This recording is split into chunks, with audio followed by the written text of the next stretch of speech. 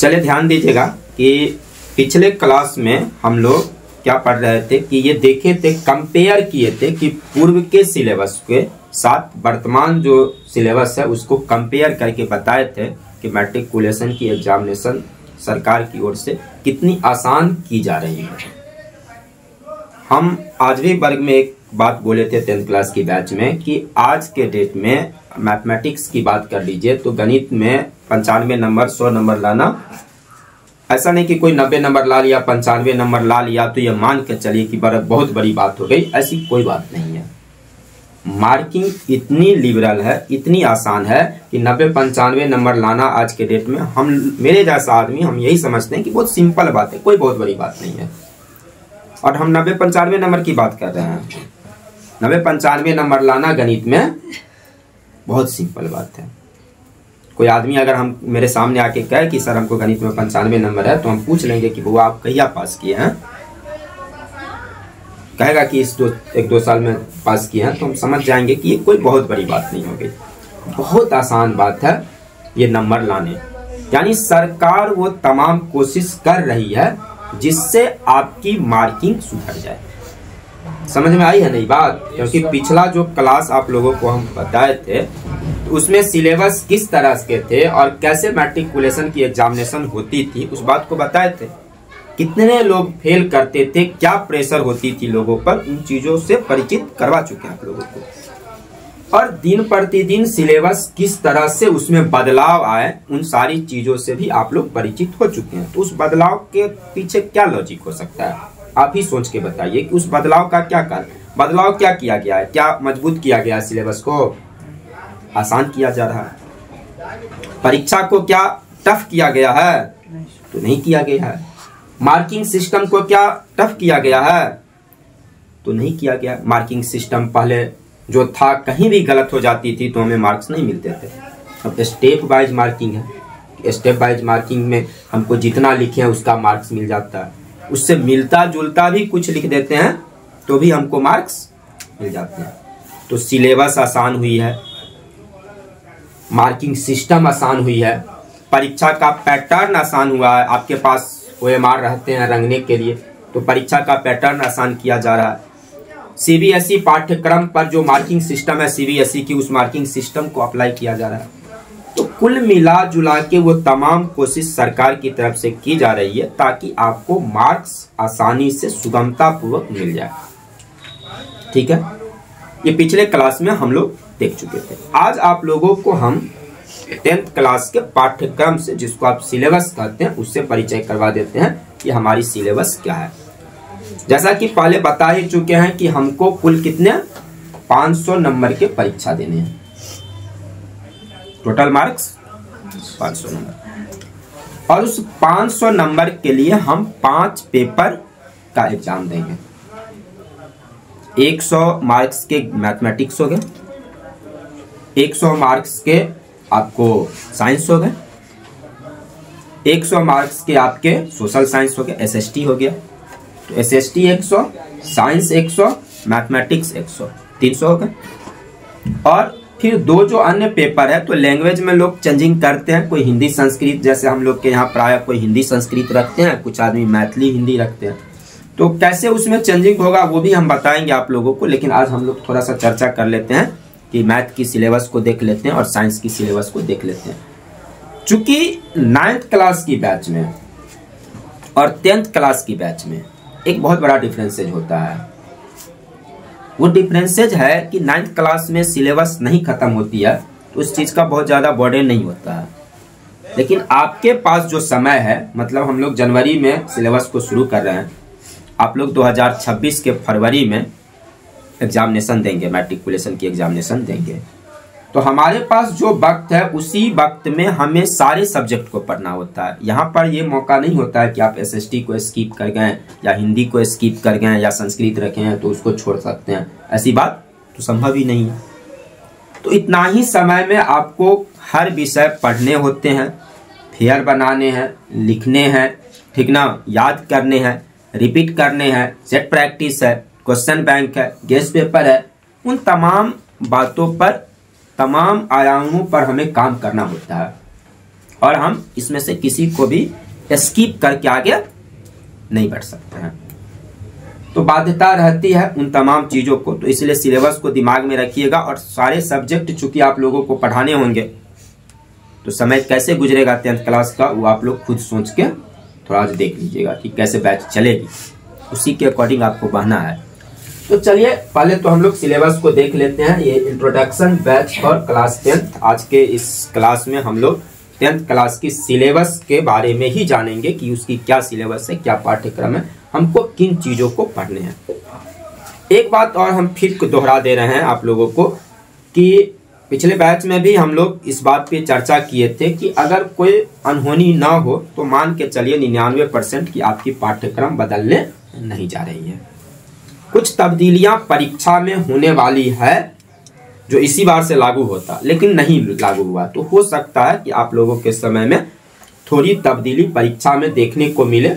और जैसा सुनने में आ रहा है कि तब्दीली होगा तो थोड़ा सा टफ किया जाएगा आप लोगों के एग्जामिनेशन को, ठीक ना। अनु पहले से चौंक रही है कि हम ही लोग के समय में क्या ऐसा होगा। हम कहते हैं वेलकम मूव होगा। अगर सरकार इस दिशा में आगे बढ़ती है तो मेरे जैसा आदमी इसका दिल खोल के स्वागत करेगा कि नहीं, अच्छी बात है, अच्छे बच्चे निकल के आएंगे। परीक्षा टफ होना चाहिए, सिलेबस टफ होना चाहिए, लेकिन अगर कुछ ऐसी तब्दीलियां होती है तो एग्जाम में तब्दीली हो सकती है, जिसकी संभावना है और उसकी इंफॉर्मेशन हम लोगों को मिलेगी, तो उस पर बात कर लेंगे। फिलहाल जो है परीक्षा का पैटर्न, जो सिलेबस है, उसको हम लोग डिस्कस कर लेते हैं। तो सबसे पहले आते हैं हम लोग कि आज हम लोग गणित की, विज्ञान की सिलेबस को देखने का प्रयास करते हैं, ठीक ना।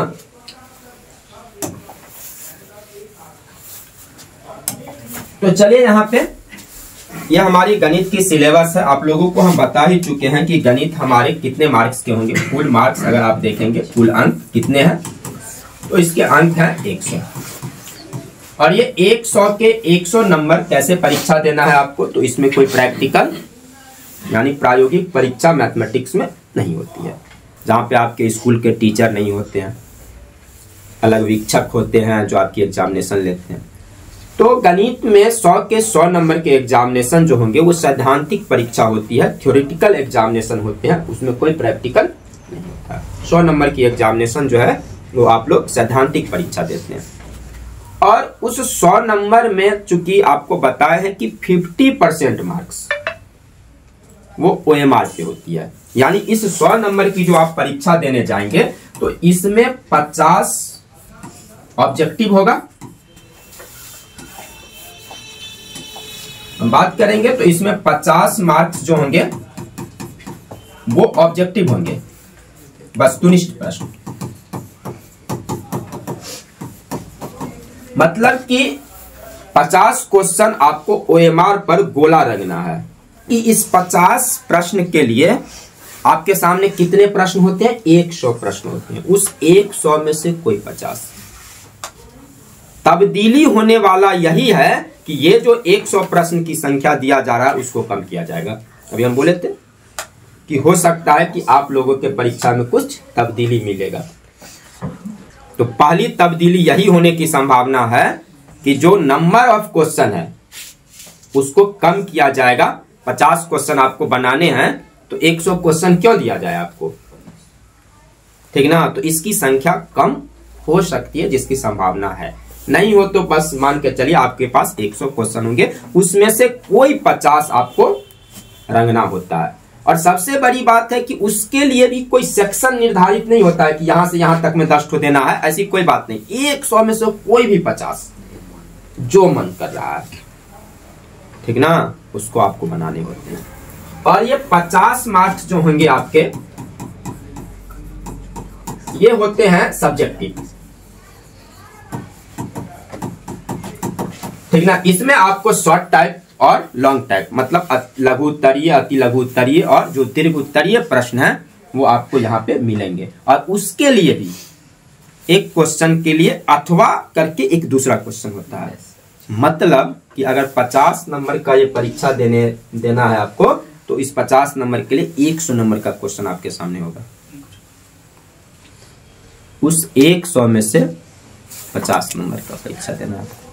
कोई भी 50 जो आपको बन जाए वो 50 आपको बनाने हैं। मतलब 100 नंबर का परीक्षा देने जाएंगे तो 200 नंबर का क्वेश्चन सामने में है, उसमें से 100 ये आपको OMR सीट पर होती है जो आपको खुद मुहैया कराई जाती है और इसके लिए आपको कॉपी मिलता है। और ध्यान रखेंगे कि पहले क्या होता था कि मैट्रिकुलेशन के एग्जामिनेशन में एक से अधिक कॉपियां मिलती थी, उत्तर पुस्तिका जिसको कहते हैं आंसर शीट, एक से ज्यादा आंसर शीट दिया जाता था। लेकिन अब आप लोग जब परीक्षा देने जाएंगे तो आपको एक बुकलेट की तरह दे दिया जाएगा कॉपी, उसमें इतना सफिशियंट पेज रहता है कि आप 2 बार बना सके, बहुत पेज रह जाता है, एक्स्ट्रा कॉपी आपको नहीं मिलती है। समझ रहे हैं बात को। गणित की जब एग्जामिनेशन देने जाएंगे तो एक उत्तर पुस्तिका मिलेगी, उसके साथ एक OMR सीट मिलेगा और एक ग्राफ पेपर भी मिलेगा। ग्राफ पेपर का क्या काम होगा वो हम लोग बाद में देखेंगे, ठीक है। अब यहाँ पे आइए कि गणित की हमारी पाठ्यक्रम क्या है। तो गणित की पाठ्यक्रम को देखिएगा तो हमारे गणित में बीज गणित भी है, ठीक है ना। आप यहाँ देखिए इस स्लाइड में वास्तविक संख्या, रियल नंबर, वास्तविक संख्या, ये कमो बेश 9th क्लास की ही चीज उठा के रख देगा। 9th क्लास में पढ़े हैं ना रेशनल नंबर। वास्तविक संख्या किसको कहते हैं? रियल नंबर के बारे में आप लोग पढ़े होंगे, परिमेय में मिला के रियल नंबर बनता है, तो बस वही चीज है। और ये 10 नंबर का क्वेश्चन होता है। 10 नंबर का मतलब 20 नंबर के मिलेंगे, उसमें से कोई 10, उससे होंगे 10 नंबर के क्वेश्चन। बहुपद आपको पढ़ने हैं जो आप लोग 9th क्लास में भी पढ़ चुके हैं, ध्यान पे है ना। बहुपद को हम लोग 9th क्लास में पढ़ चुके हैं, तो 9th क्लास से ये मिले रिलेटेड चीज है। बहुपद पढ़ने हैं।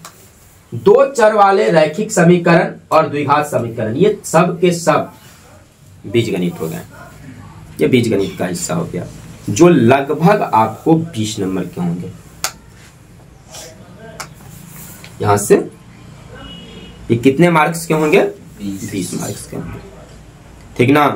क्या सब पढ़ने हैं उसके बारे में थोड़ा सा समझ लीजिए कि आपको, तो बीज गणित में आपको बहुपद पढ़ना है, इक्वेशन पढ़ना है, क्वाड्रेटिक इक्वेशन भी पढ़ना है, मतलब द्विघात समीकरण, और 2 चर वाले रैखिक समीकरण जो है x + y वाला जो समीकरण है उस टाइप के समीकरण भी आपको पढ़ने हैं। तो ये हो गए आपको बीज गणित के सिलेबस हो गए। अब यहाँ पे देखिए आप और क्या मिलेगा, समांतर श्रेणी, ये एक नई चीज है जो पहले के सिलेबस में आप लोग देखिएगा तो ये इंटरमीडिएट से लोग पढ़ते थे, तो ये एक अच्छा चेंज किया गया था। 2011 के आसपास ये चेंजिंग की गई थी कि एपी को अंदर मैट्रिकुलेशन में डाला गया था। अर्थमेटिक प्रोग्रेशन कहते हैं इसको, समांतर श्रेणी। तो ये एक नई गणित है जो आप लोग 10th क्लास में पढ़ेंगे, ठीक ना। उसके बाद से आइए ज्यामिति के अंतर्गत मेनली हमको 2 चीज पढ़नी है, त्रिभुज पढ़ने हैं और वृत्त पढ़ने हैं, ठीक ना। 7 गो थ्योरम त्रिभुज में है और 2 गो थ्योरम वृत्त में है। उसी से रिलेटेड आपको 20 नंबर आपकी ज्योमेट्री होगी। अगर आप बात करेंगे ज्यामिति की तो मैट्रिकुलेशन में ज्यामिति 20 मार्क्स के हैं,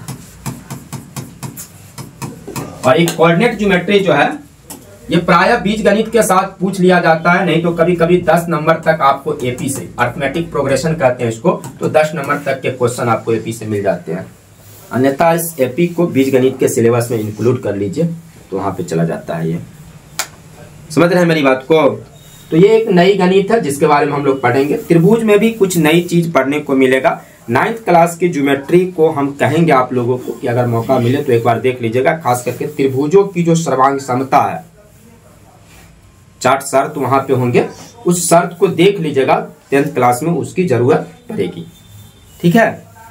उसके बाद से आइए कोऑर्डिनेट ज्योमेट्री, ये भी एक नई चीज है जो पहले आपको मैट्रिकुलेशन के सिलेबस में नहीं हुआ करता था।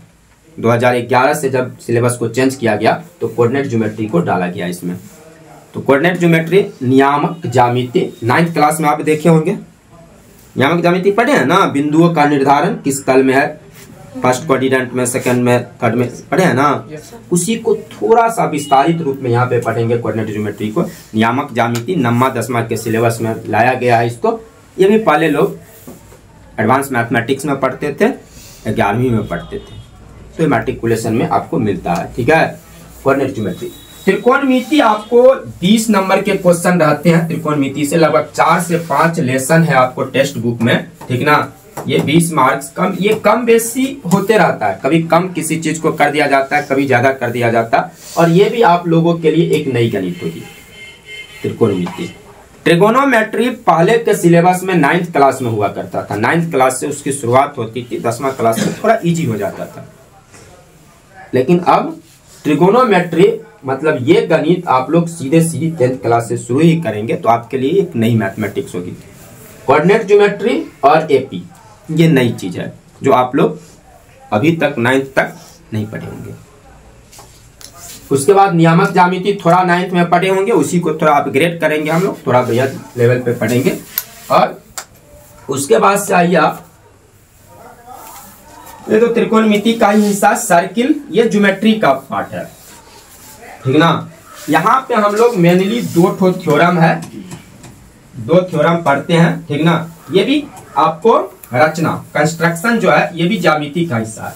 तो ज्यामिति में 3 चीज हो गए आपको लगभग, ट्रायंगल हो गया, सर्किल हो गया और कंस्ट्रक्शन हो गया। मतलब त्रिभुज पढ़ने हैं, वृत्त पढ़ने हैं और रचना पढ़ने हैं, और सब मिला के 20 से 25 नंबर की क्वेश्चन रहेगी, ठीक ना। ये आपकी पाठ्यक्रम हो गई, ठीक है। ये मेंसुरेशन का हिस्सा है, वृत्त से संबंधित क्षेत्रफल। आप लोग जब क्षेत्रमिति को पढ़िएगा तो जो 9th क्लास में क्षेत्रमिति को पढ़ लिए होंगे उनकी क्षेत्रमिति बिल्कुल सिंपल हो गई 10th क्लास में, क्योंकि वही पढ़ेंगे। आप लोग वृत्त को पढ़ेंगे, आप लोग घन घनाभ को पढ़ेंगे, आप लोग बेलन को पढ़ेंगे, शंकु पढ़ेंगे, और कमोबेश ये सारी चीज आप लोग 9th क्लास में पढ़ चुके हैं। याद कीजिए 9th क्लास के क्षेत्रमिति पढ़ाते समय हम बोले थे कि कई सवाल तो हूबहू आपको मिल जाएंगे, जो 9th क्लास की गणित में सवाल है वही सवाल आपको 10th में मिल जाएगा। तो जो 9th क्लास में मेंसुरेशन को ढंग से बनाए होंगे वो एक बहुत बड़ा एडवांटेज, बहुत बड़ा बेनिफिट उसको 10th में मिल जाएगा। लगभग 20 नंबर तक के क्वेश्चन आ जाते हैं मेंसुरेशन से, 20 नंबर के क्वेश्चन मिल जाएंगे, ठीक ना। तो अहम चीज है और बहुत मुश्किल भी नहीं है, क्योंकि 9th क्लास से रिलेटेड है, ठीक है। उसके बाद देखिएगा आप, ये भी मेंसुरेशन का हिस्सा, पृष्ठीय क्षेत्रफल और आयतन के रिलेटेड। ये दोनों पार्ट मिला के 10 नंबर के क्वेश्चन होते हैं। स्टैटिक्स और प्रोबेबिलिटी, सांख्यिकी और प्रायिकता मिला के ये 10 मार्क्स होते हैं। ये दोनों मिला के 10 नंबर के क्वेश्चन होंगे, सांख्यिकी और प्रायिकता को मिला के। प्रायिकता जिसको प्रोबेबिलिटी कहते हैं, 9th क्लास में है प्रायिकता, थोड़ा बहुत आप लोग देखे होंगे। उसको थोड़ा सा विस्तारित, मात्र एक ही लेसन है, 5 नंबर तक का सवाल या 3-4 नंबर तक का सवाल आपको प्रोबेबिलिटी से रहता है 10th क्लास के सिलेबस में। तो बस यही आपकी मोटा मोटी सिलेबस है। मतलब अगर आप सारांशतः इसको समझने का प्रयास कीजिए कि 10th क्लास की मैथमेटिक्स में आपको क्या सब मिलेगा, तो 10th क्लास की मैथ में आप देखेंगे तो संख्या मिलेगा, वास्तविक संख्या के बारे में पढ़ना है, बीजगणित पढ़ना है,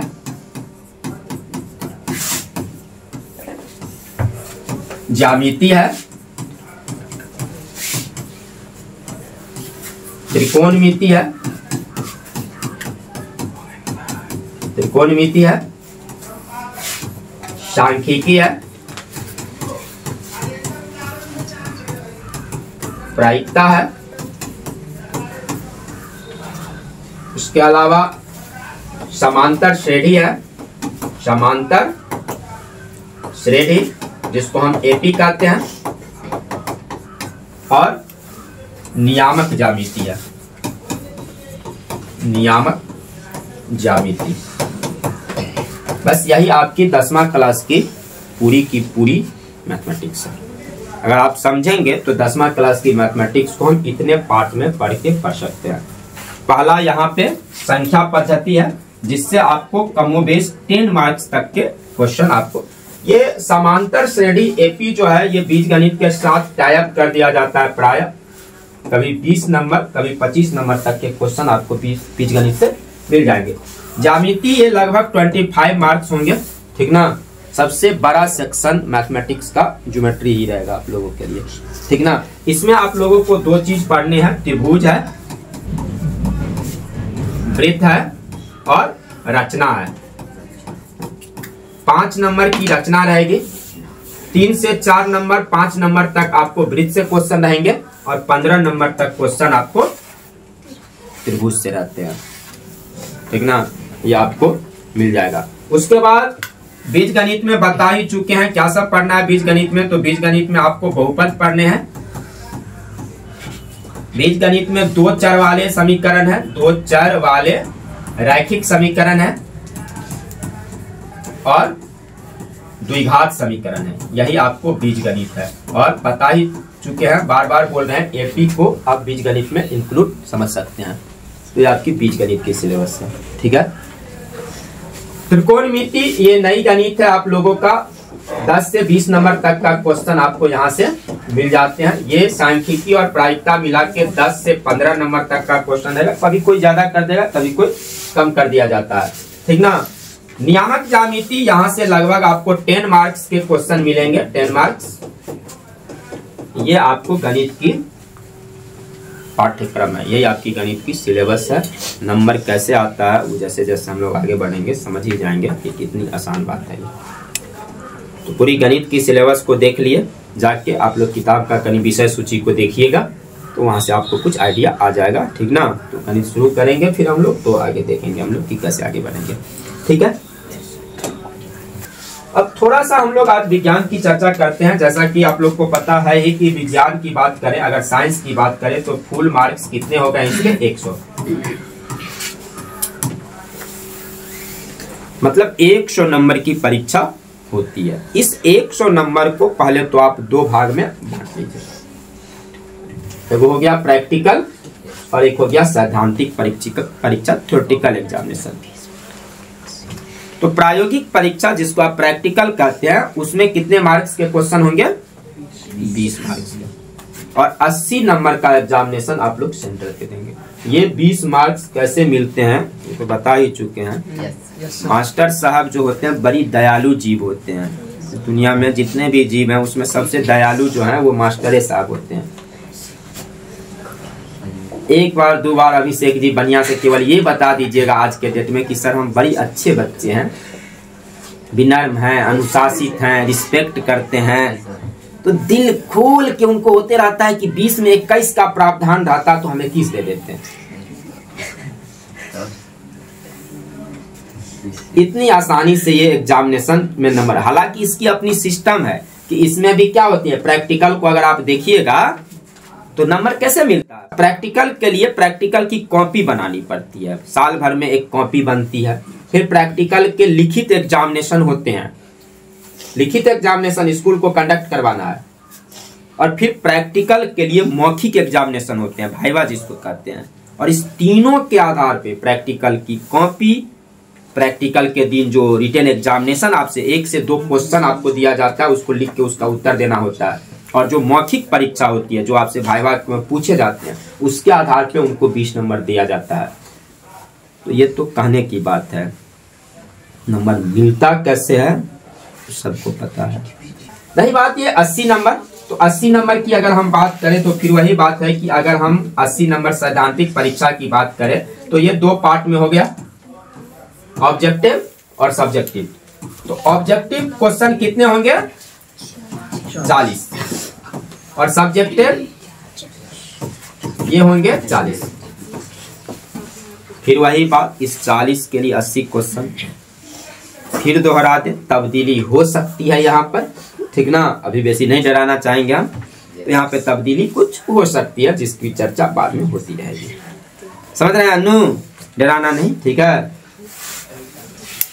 तो और 40 नंबर सब्जेक्टिव, ये कॉपी पर, ये OMR शीट पर। और थोड़ा सा इसको समझिए कि ये जो आप सैद्धांतिक परीक्षा 80 नंबर का देने जा रहे हैं उस 80 नंबर में कैसे कैसे पढ़ते हैं।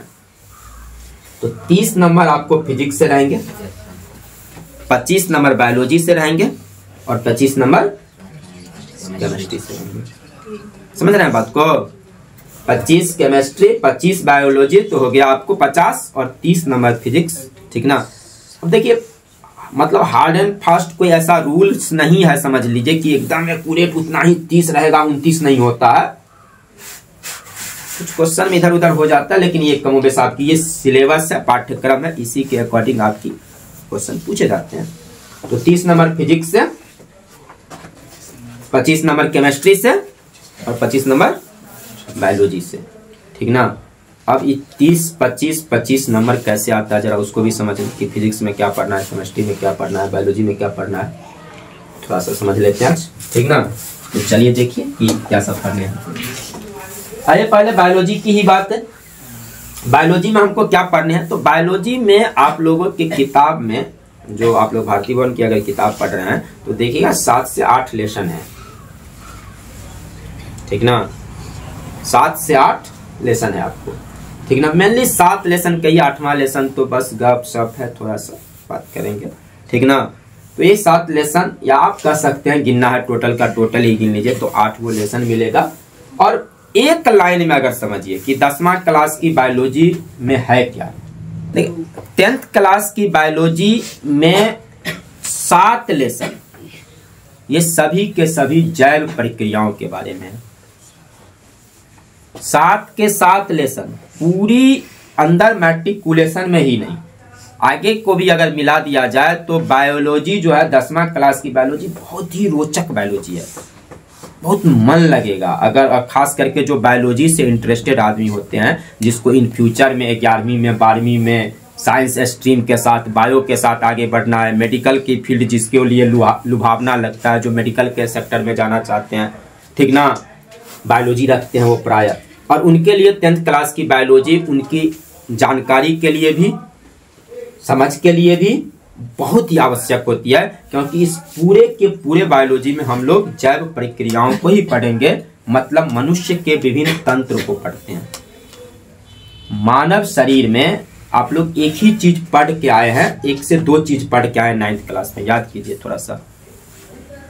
जीव शरीर की जो यूनिट है उसको सेल कहते हैं, कोशिका कहते हैं। जीवों की रचनात्मक और क्रियात्मक इकाई कोशिका है, सेल, जिसके बारे में आप लोग 9th में पढ़े थे।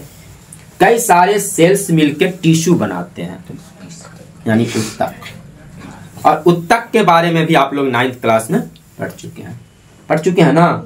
2 चीज आपको वहां पे भेंट मुलाकात हो गया, सेल्स के बारे में और टिश्यू के बारे में। कोशिका के बारे में और उत्तक के बारे में आप लोग 9th क्लास में डिटेल्स में हम पढ़ा भी दिए, इसीलिए कि ताकि वो चीज आपके समझ में आए। कई सारे टिश्यू मिलते हैं तो ऑर्गन बनते हैं, अंग बनते हैं। कई सारे अंगों के मिलने से सिस्टम बनता है, अंग तंत्र बनते हैं, और कई सारे अंग तंत्रों के मिलने से शरीर की रचना होती है।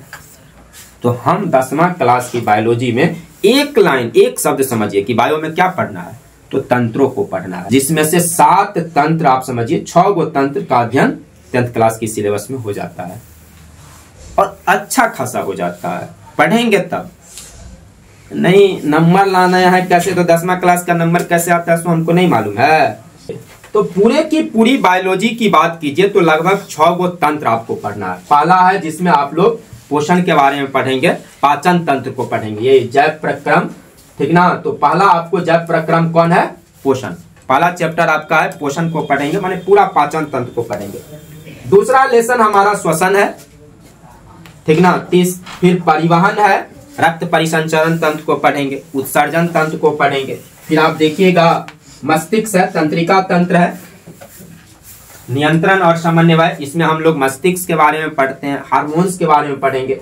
ये रिप्रोडक्शन के बारे में है, जनन के चैप्टर जो है 8वां क्लास में थोड़ा बहुत है, 9th क्लास में है नहीं, 7वां में और 8वां में थोड़ा बहुत है, शायद 7वां में है अभी जनन का चैप्टर, और फिर यहाँ पे विस्तारित रूप में है। फिर आनुवांशिकता है आपको, जिसको जेनेटिक्स कहते हैं।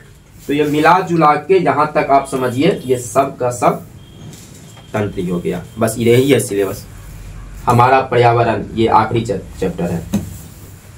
पढ़ना क्या है, पाचन तंत्र, श्वसन तंत्र, उत्सर्जन तंत्र, तंत्रिका तंत्र, जनन तंत्र और परिवहन तंत्र, बस हो गया, यही बायोलॉजी है। पूरा के पूरा अपने सिस्टम को जान जाइएगा, शरीर के बारे में जान जाइएगा।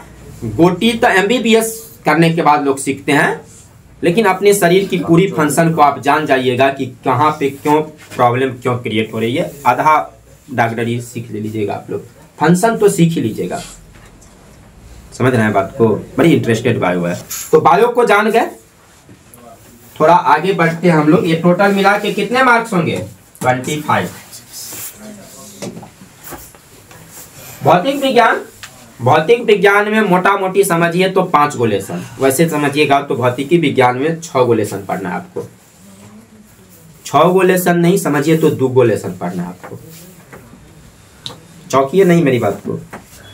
एगो हो गया प्रकाश, आए हो गया माने विद्युत, लाइट और करंट, यही 2 चीज पढ़ने हैं। लाइट में 3 लेसन है, पहला दूसरा तीसरा लेसन जो होगा आपको वो लाइट से रिलेटेड है। जब आप भौतिकी विज्ञान की बात करेंगे, भौतिकी की फिजिक्स की, तो फिजिक्स में आपको मेनली पढ़ना है प्रकाशिकी के बारे में, ऑप्टिक्स, प्रकाश। इसमें 3 गो लेसन है, 1 2 3 लेसन लाइट से है। आधा फिजिक्स लगभग 15 नंबर यही हो जाता है। 30 नंबर का है ना फिजिक्स, तो 15 नंबर केवल लाइट।